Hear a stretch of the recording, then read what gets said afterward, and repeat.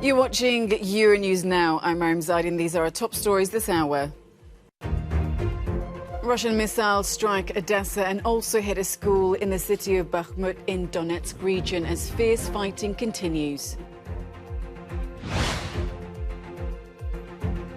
EU energy ministers gather in Brussels trying to hash out a deal to get member states on board with cutting gas usage.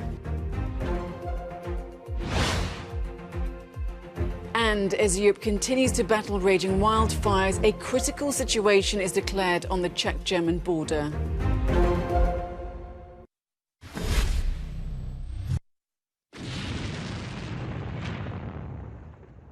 Police in Ukraine have made public a video they say shows a school hit by a missile in the city of Bakhmut in Donetsk.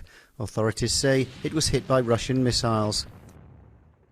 The attack took place in the early hours of Sunday and left the school all but unusable. A police spokesman said there'd been no one in the building at the time. After capturing the Luhansk region earlier this month, Moscow continues to turn its attention to the Donetsk region, which is only partly under the control of Russian separatists. Although no large-scale offensive has yet been launched, sporadic fighting and shelling has been underway in various areas. Russia's Ministry of Defence released footage of more of its military hardware being deployed. Meanwhile, in the northeastern region of Kharkiv, the mayor of Chakhuyev said the town was hit by 12 rockets in the early hours of Monday morning. She was unclear if anyone had been killed, but said she feared people will be found under the rubble.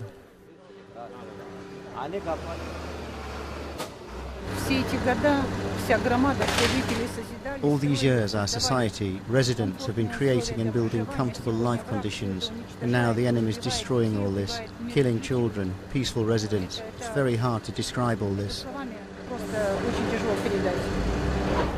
Kharkiv, Ukraine's second largest city, is thought to be one of the next targets of Vladimir Putin, although Ukraine's military, who are patrolling its outskirts, doubt Moscow has the troop numbers in the area to take it.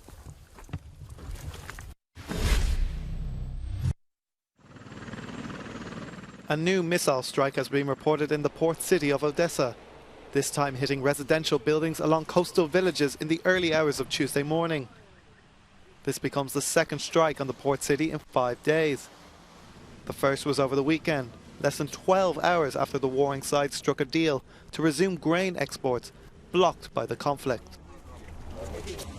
On Saturday, firefighters battled a blaze on a ship in the Black Sea port following the attack. Under the UN brokered agreement, both Kiev and Moscow had agreed not to target ships and port facilities involved in the initiative. Asked about Saturday's incident, Russia says it targeted a military vessel. The episode that you mentioned that took place in Odessa, there is nothing in the liabilities Russia undertook, including under the agreement signed on July 22nd in Istanbul, that can bar us from continuing the special military operation and hitting military infrastructure and other military targets. Both countries are major exporters of agricultural products. But Moscow's invasion has severely disrupted Ukrainian wheat exports as the fighting damaged harvests and left ports blocked and mined.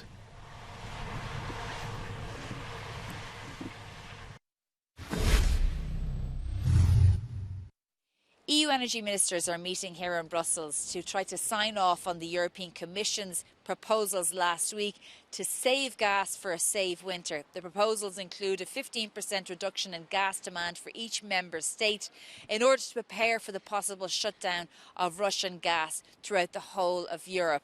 Now, some member states are not happy with the figure. They say 15%, one size fits all, doesn't suit. Particularly southern countries like Spain, Portugal and Greece, they're saying they're not as dependent on Russian gas in the first place, and also they have various different energy mixes. The other concern they have is that while the 15% reduction is not compulsory, it can become compulsory if there's a severe gas shortage, and the European Commission could trigger that. Member states saying they want much more control over it. But in general, the idea that there should be solidarity amongst all 27 member states while Vladimir Putin is weaponizing energy, that is confirmed. So there is hope that there will be some sort of agreement today, albeit watered down text. Shona Murray, Euronews, Brussels.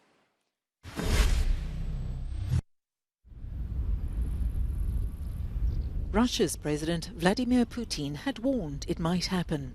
But now it's official.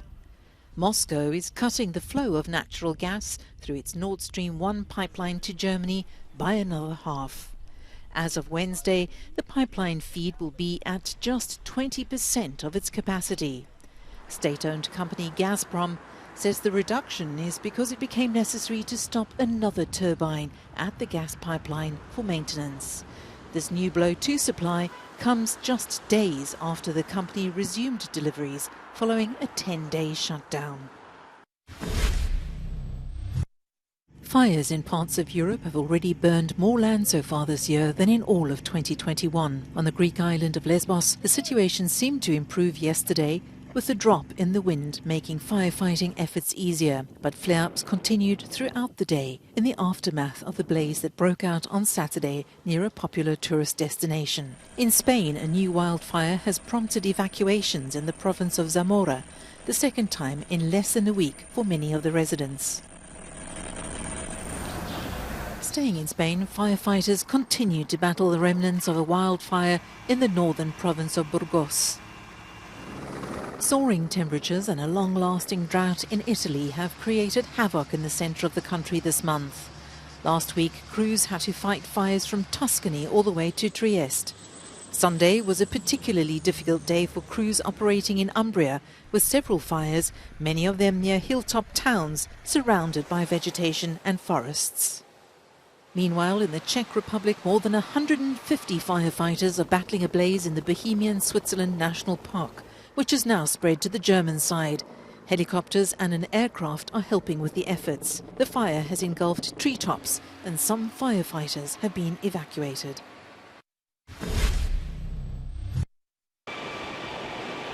Last year, deadly floods gripped northern Europe.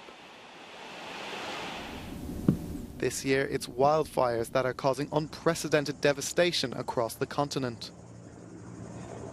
It's in these moments that the EU is often asked for help, with many countries unable to cope alone.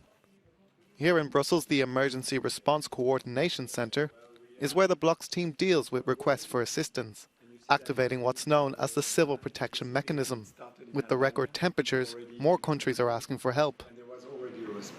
2 years ago, the situation was relatively calm, but it was a kind of surprise. It's not the norm, if you want, but indeed, since the last 5 years, since 2017, you have a steep increase in terms of activation of the mechanism for forest fires, and not only for Europe, but also the neighboring country, Northern Africa. We've seen also requests from Georgia, etc. Yeah, exactly. All 27 EU member states, plus 6 non-EU countries, are participants in the mechanism, which includes reserves of vital equipment like firefighting planes, helicopters and medical supplies. Rescue and medical teams are also on standby for deployment at short notice. While the ERCC director says the EU can cope with the increasing amount of climate change-induced disasters, we will have to get more used to them. We indicate that the official forest fire season starts in June, but in reality you have fire already in February in the southern Mediterranean belt. In Corsica you have fire in January, in February, etc. So you have a vegetation which is very dry. The spring, not enough rain during spring. So the situation when you arrive at the beginning of the summer is already very difficult. So it's a pattern, and I think we will have to live with that every year. From now. In the meantime, forest fires continue to scorch Europe, despite an improvement in certain areas of the continent. Among the affected areas are the island of Tenerife in Spain, northern Greece and the Friuli region in Italy.